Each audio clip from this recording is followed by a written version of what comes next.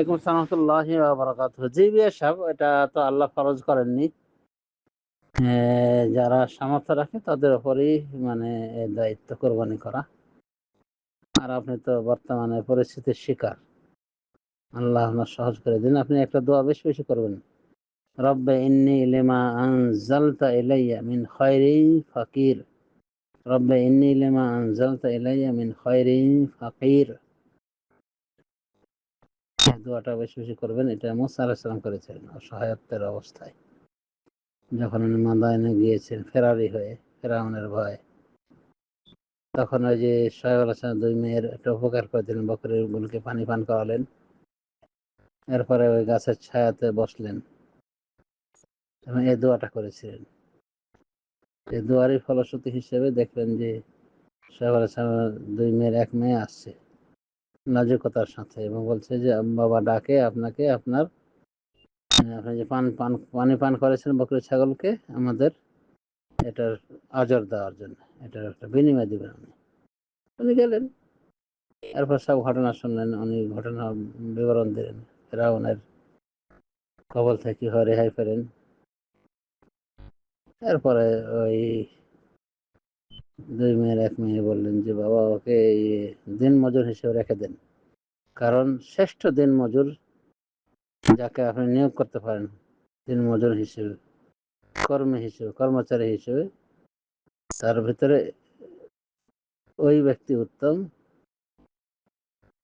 যে হয় শক্তিশালী এবং আমানতদার। পরে তো সোহেব আলাইহিস সালাম উনি বললেন যে আমি তোমার সাথে দুই মেয়ের এক মেয়ের বিয়ে দিতে চাই, শর্ত হলো যে 8 বছর কাজ করে দেবে আমার,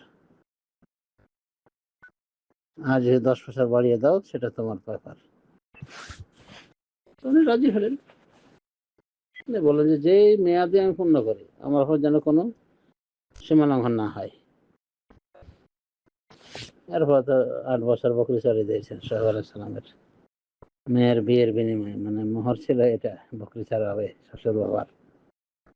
আচ্ছা, ইসলামী শরীয়তে এখন নাই এটা, মোহর মেয়ের প্রাপ্য।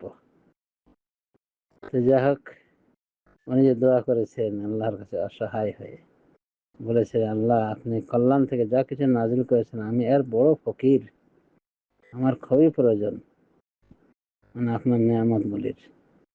সাথে সাথে আল্লাহ দোয়া কবুল করলেন। যেখানে ওনার কোনো থাকার জায়গা নাই, খাওয়া নাই পেটে, ফেরারি হয়ে আসছেন, স্ত্রী পরিবার কোনো কিছু নাই, দোয়াটা এমন ভাবে কবুল হলো যে খাওয়া ছিল না, খাওয়াও পেলেন, থাকার জায়গা ছিল না, থাকার জায়গাও পেলেন, আর বিয়ে শাদিও হয়ে গেল।